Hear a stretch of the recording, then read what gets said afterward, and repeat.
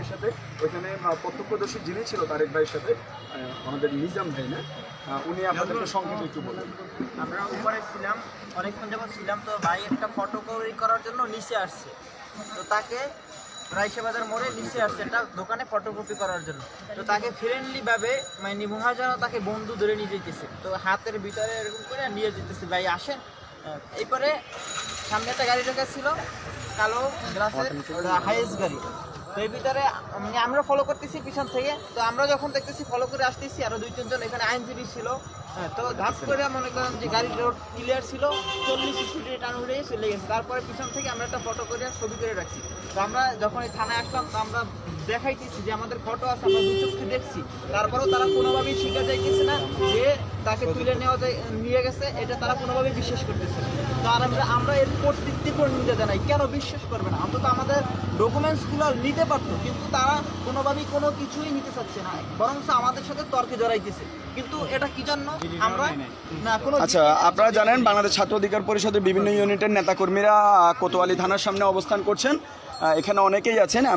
আমরা ওখানে আসলে পরিদর্শকের সাথে কি বিষয়ে কথা হয়েছে, পুলিশের পক্ষ থেকে কি স্টেটমেন্ট জানানো হয়েছে, এই বিষয়ে আমাদের সামনে এখন কথা বলবেন বাংলাদেশ যুব অধিকার পরিষদের সম্মানিত আহ্বায়ক আতাউল্লাহ ভাই। প্রিয় দেশবাসী, আপনারা জানেন আমাদের বন্ধু, আমাদের যুব অধিকার পরিষদের কেন্দ্রীয় কমিটির যুগ্ম আহ্বায়ক, সাবেক ছাত্রনেতা, সাবেক ছাত্র অধিকার পরিষদের কেন্দ্রীয় যুগ্ম আহ্বায়ক তারেক রহমান তারেক ভাই, তিনি 4:15 আমাদের রায়সাহেববাজার মোড় ওখানে উনি একটা কাজে আসছিল, আমাদের যে একটা মামলা ছিল যে আমাদের সাইফুল এবং নাজমেল ওই সংক্রান্ত একটা মামলার কাজে আসছিল, এখানে আমাদের আইনজীবী ছিলেন। তা হঠাৎ করে এখানে সাদা পোশাকে 4-5 জন লোক আমাদের তারেক রহমানকে ধরে নিয়ে আসে, এবং এরকমভাবে ধরে মনে হচ্ছে যে বন্ধু বা এরকম কিছু। তারপর ধরে তারা একটা সিলভার কালারের একটা হাইস গাড়িতে তুলে নিয়ে যায়, যার গ্লাস ছিল কালো। তারপর আমাদের সহযোদ্ধা এখানে প্রত্যক্ষদর্শী এখানে উপস্থিত আছেন, উনি পিছন থেকে একটা ছবি তুলে, ছবিতে আমাদের এই যে রোড ফাঁকা ছিল, আমরা যেটা মনে করতে পারছি যে তারা নির্দেশনা ছিল রুট ফাঁকা করার জন্য, এজন্য ফাঁকা রুট দিয়ে অতি দ্রুত তারেক রহমানকে কয়েক সেকেন্ডের ভিতরে ওই জায়গাটি ছেড়ে নিয়ে যায়। তারপর যখন আমরা জানতে পারি, আমাদের সহযোদ্ধা কয়েকজনকে নিয়ে আমি মিন্টু রোড ডিবি কার্যালয়ে গিয়েছি। ডিবি কার্যালয় থেকে আমাদেরকে বলা হয়েছে যে আপনারা মিডিয়া সেলে যান।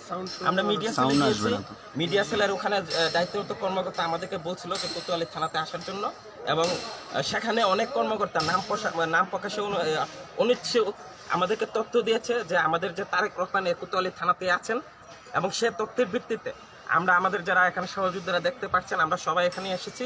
আসার পরে এখানে এডিসি মোহিত, এরপরে এখানকার দায়িত্বরত যে officer in charge OC Mizanur Rahman এবং এখানে যে এসআই ছিল, তারা আমাদেরকে নিয়ে একসাথে বসার পরে আমরা অভিযোগ দিয়েছি যে যেহেতু তার আগে কোনো মামলা ছিল না, তার সুনির্দিষ্ট কোনো অভিযোগ নেই, তো আপনারা কেন তাকে এখানে ধরে নিয়ে আসলেন বা গ্রেপ্তার করলেন।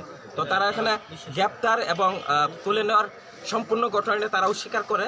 যখন আমরা তাদের সাথে বিভিন্ন যুক্তিতর্ক পেশ করছি, তারা রাজনৈতিকভাবে বিভিন্ন আমাদেরকে যুক্তিতর্ক খণ্ডন করার চেষ্টা করেছে।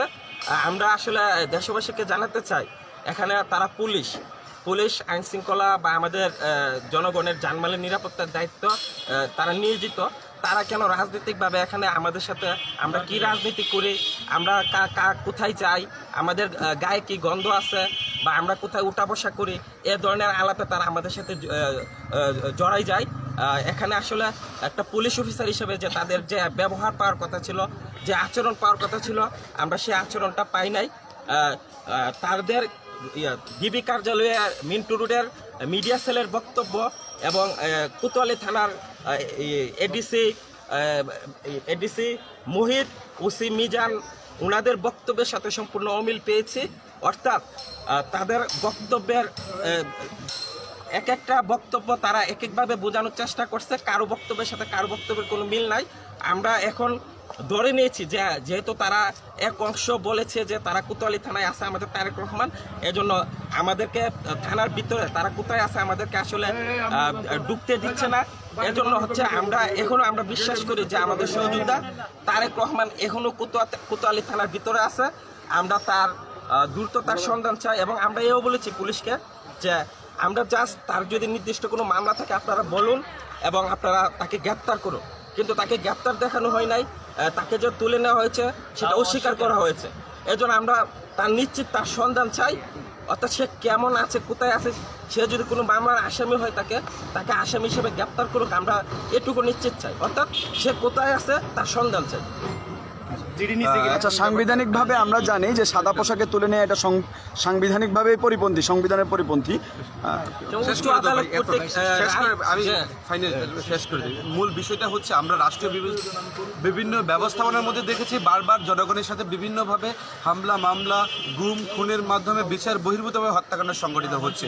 সুতরাং আমরা চাই বাংলাদেশ ছাত্র অধিকার পরিষদের সাবেক যুগ্ম আহ্বায়ক মোহাম্মদ তারেক রহমান এবং বর্তমান যুব অধিকার পরিষদের যুগ্ম আহ্বায়ক এই তারেক রহমানকে কোনোভাবে যাতে এইভাবে বিচার বহির্ভূত হত্যাকাণ্ড, গুম, খুনের শিকার না হয়। কারণ আমাদের রাষ্ট্র ব্যবস্থা, আমাদের বিচার ব্যবস্থা, সজলকে আটক করা হয়েছে। বিচার ব্যবস্থা বারবার এইভাবে প্রমাণ করেছে যে রাষ্ট্রের জনগণের বিভিন্নভাবে নিরাপত্তা দিতে ব্যর্থ হয়েছে।